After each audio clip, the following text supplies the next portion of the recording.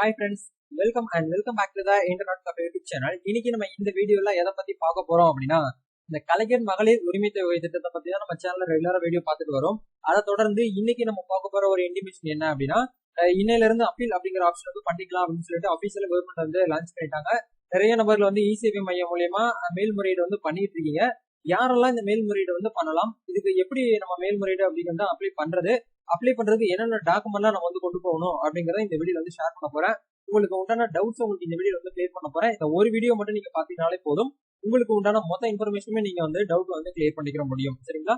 வீடியோக்குள்ள போறதுக்கு முன்னாடி இப்பதான் நம்ம சேனல்ல நீங்க ஃபர்ஸ்ட் டைம் பாக்குறீங்க அப்படின்னா, இந்த வீடியோக்கு கீழே இருக்கக்கூடிய சப்ஸ்கிரைப் பட்டனையும் பக்கத்துல இருக்கக்கூடிய பெல் பட்டனை கிளிக் பண்ணி ஆல்ல தரவல் பண்ணிச்சுக்கோங்க. நம்ம சேனல் வந்து போஸ்ட் பண்ணக்கூடிய ஒவ்வொரு லேட்டஸ்ட் இன்ஃபர்மேஷன் எல்லாமே உங்களுடைய மொபைல் நோட்டிபிகேஷன்ல கிடைக்கும். சரி, வாங்க இப்ப நம்ம டைரக்டா வீடியோக்குள்ள போகலாம். Okay fine. ஆக்சுவலா வந்து நேத்துல இருந்தே எல்லாருமே வந்து அப்ளிகேஷன் ஸ்டேட்டஸ் வந்து செக் பண்ணிட்டு இருக்கோம். அப்படி செக் பண்ணும்போது வந்து சம்டைம் வந்து ஒர்க் ஆகுது, சம்டைம் வந்து ஒர்க் ஆகல. நேற்று ஈவினிங் வந்து பார்த்தீங்கன்னா ஒரு 7 o'clock போல நம்ம சேனல் ஒரு வீடியோ போட்டிருந்தேன். எப்படி வந்து ஸ்டேட்டஸ் வந்து 2 சர்வர்ல வந்து செக் பண்றது அப்படின்னு சொல்லிட்டு அந்த 2 சர்வர் லிங்க்மே நான் வந்து உங்களுக்கு கொடுத்துருக்கேன். நிறைய பேர் வந்து செக் பண்ணி பார்த்துட்டீங்க. பட் சம் பீப்புளுக்கு வந்து இன்னுமே வந்து அப்ளிகேஷன் ஸ்டேட்டஸ் என்ன நிலவரத்துல இருக்குன்னே தெரியல அப்படிங்கறத ரொம்ப ஃபீல் பண்ணிட்டு இருக்கீங்க. நீங்க ஃபீல் பண்ண வேண்டாம். இந்த வீடியோக்கு கீழே நான் வந்து லிங்க் கொடுத்துருக்கேன். கண்டிப்பா நீங்க வந்து உங்க அப்ளிகேஷன் ஸ்டேட்டஸ் வந்து செக் பண்ணணும்னு நினைக்கிறீங்க அப்படின்னா கண்டிப்பா ஒரு 10 நிமிஷம், குறைஞ்சது ஒரு 5 நிமிஷத்துல இருந்து 10 நிமிஷம் மேக்ஸிமம் நீங்க ஸ்பெண்ட் பண்ணா மட்டும்தான் உங்களுக்கான அப்ளிகேஷன் ஸ்டேட்டஸ் நீங்க வந்து செக் பண்ண முடியும். சரிங்களா? இந்த இடத்துல உங்க ரேஷன் கார்டு நம்பர் மட்டும் போட்டு இந்த இடத்துல சமர்ப்பிக்க அப்படிங்கிற ஆப்ஷன் நீங்க கிளிக் பண்ணாலே போதும். உங்களுக்கு வந்து லோட் ஆகிட்டே இருக்கும். சம்டைம் வந்து உங்களுக்கு வந்து அண்ணா ஆத்தரைஸ்டு யூசர்னு வரும். அப்படி வரும்போது மறுபடியும் நீங்க வந்து ரெஃபரன்ஸ் பண்ணி நீங்க வந்து உள்ள வந்து வந்துருங்க. சரிங்களா? ஒரு 2 லிங்க் கொடுத்துருக்கேன். அதை பேஸ் பண்ணி நீங்க வந்து முதல்ல ஸ்டேட்டஸ் வந்து செக் பண்ணிருங்க. அப்படி ஸ்டேட்டஸ் செக் பண்ணும்போது ஒரு 2-3 விதமான ஸ்டேட்டஸ் வந்து நம்மளுக்கு வந்து வந்திருந்தது. அது என்ன அப்படிங்கறத உங்களுக்கு காட்டுறேன். இப்ப நீங்க ஸ்கிரீன்ல பாத்துட்டு இருக்கீங்க பாத்தீங்களா, இந்த மாதிரி ஒரு ஸ்டேட்டஸ் உங்களுக்கு வந்து காட்டுது அப்படின்னா நீங்க என்ன பண்ணணும் அப்படிங்கறத உங்களுக்கு சொல்றேன். பரிசீலனையில் உள்ள விண்ணப்பம் கள ஆய்வுக்கு பின் முடிவு செய்யப்படும் அப்படிங்கறத கொடுத்திருக்காங்க. அதாவது இந்த விண்ணப்பம் வந்து பெண்டிங்ல தான் இருக்கு. உங்க அப்ளிகேஷன் வந்து ரிஜெக்ட் அப்படிங்கறது பண்ணல. விண்ணப்பம் வந்து நிராகரிக்கப்பட்டதுன்னா மட்டும்தான் உங்க அப்ளிகேஷன் வந்து ரிஜெக்ட் ஆயிருக்குன்னு அர்த்தம். ஏன்னா நிறைய பேருக்கு வந்து என்ன ஸ்டேட்டஸ் தெரியாம வந்து ரொம்ப கஷ்டப்பட்டு இருக்கீங்க, ரொம்ப பயமா இருக்கு அப்படின்னு சொல்றீங்க. நீங்க பயப்பட வேண்டாம். கண்டிப்பா உங்களுக்கு அமௌண்ட் வந்து 1000 ரூபாய் வந்துச்சு அப்படின்னா கண்டிப்பா உங்களுக்கு வந்து தீரும். எல்லா எலிஜிபிலிட்டியும் இருக்கீங்க. கவர்மெண்ட் சொல்ற ஆர்டர் எல்லாமே உங்க கையில வந்து இருக்கு. நான் வந்து எங்க ஃபேமிலில வந்து இன்கம் டாக்ஸ் வந்து யாருமே பே பண்ணல. எங்க வீட்டுல வந்து யார்கிட்டயுமே வந்து 4 வீலர் வந்து கிடையாது. நாங்க வந்து 2 லட்சத்துக்கு மேல எங்க குடும்பத்துல ஆண்டு வருமானம் வந்து இல்ல அப்படிங்கிற பட்சத்துல கண்டிப்பா உங்களுக்கு 1000 ரூபாய் வந்தே தீரும். ஓகே, அப்ப அந்த 1000 ரூபாய் அப்படிங்கிற அமௌண்ட் வந்து உங்களுக்கு சரியான ஒரு எலிஜிபிலிட்டியை நீங்க ஃபுல்ஃபில் பண்ணீங்க அப்படின்னா கண்டிப்பா இந்த மாசம் இல்லைனாலும் அடுத்த மாசம் கண்டிப்பா அந்த அமௌண்ட் அப்படிங்கிறது உங்களுக்கு வந்தே தீரும். சரிங்களா? இது வந்து ஒன் ஆஃப் த ஒரு ரிப்போர்ட். நம்ம ஸ்டேட்டஸ் செக் பண்ணல இந்த ஒரு காரணம் ஒண்ணு வந்து நம்மளுக்கு வந்து கண்டுபிடிச்சதுல இந்த ஒரு காரணத்துக்கு உங்களுக்கு ஆன்சர் வந்து பண்ணிட்டேன். அப்போ இந்த காரணம் வந்து எனக்கு வந்திருக்கு ப்ரோ, அப்ப நான் வந்து மேல்முறையீடு வந்து பண்ணலாமா அப்படின்னு கேட்டீங்கன்னா நீங்க மேல்முறையீடு அப்படிங்கறத பண்ண முடியாது. உங்க ஆதார் கார்டு நம்பரை போட்டாலும் நீங்க வந்து மேல்முறையீடுக்கு வந்து இயலாது அப்படிங்கிற ஆப்ஷன் தான் வரும். சரிங்களா? அதனால நீங்க மேல்முறையீடு வந்து பண்ண முடியாது. கொஞ்சம் வெயிட் பண்ணிக்கோங்க.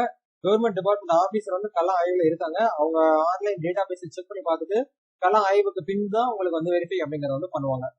அதே மாதிரி பாருங்க, இப்ப நம்ம பாக்குறது இந்த ஸ்கிரீன்ல பாக்குறது வந்து 2வது ஒரு காரணம். நம்ம ஸ்டேட்டஸ் வந்து நம்ம பீப்புள் செக் பண்ணல 2வது ஒரு காரணம் வந்து சொல்றாங்க. பரிசீலனையில் உள்ள விண்ணப்பம் அரசிடம் உள்ள தரவுகளுக்கு ஒப்பிட்டு முடிவு செய்யப்படும். அதாவது உங்க விண்ணப்பம் வந்து பெண்டிங்ல இருக்கு. கவர்மெண்ட் சைட்ல இருந்து அவங்க தரவுக்கு வந்து ஒப்பிட்டு தான் வந்து முடிவு நாங்க பண்ணுவோம் அப்படிங்கிறது வந்து சொல்லியிருக்காங்க. இந்த அப்ளிகேஷனும் நீங்க வந்து மேல்முறையீடு பண்ணலாமா அப்படின்னு கேட்டீங்கன்னா பண்ண முடியாது. வெயிட் பண்ணிக்கோங்க. ஏன்னா வெயிட் பண்ணி தான் நம்ம வந்து பொறுத்திருந்து தான் பார்க்கணும். கண்டிப்பா உங்களுக்கு வந்து மெசேஜ் அப்படிங்கிறது வரும். எவ்ரி மெசேஜ் நீங்க வந்து செக் பண்ணுங்க. தயவுசெய்து கால் அன்னோன் நம்பர்ல இருந்து கால் வந்துச்சுன்னா அட்டன் பண்ணி பேசுங்க. ஏன்னா கவர்மெண்ட் ஆபீசர் வந்து உங்களுக்கு கால் பண்ணுவாங்க.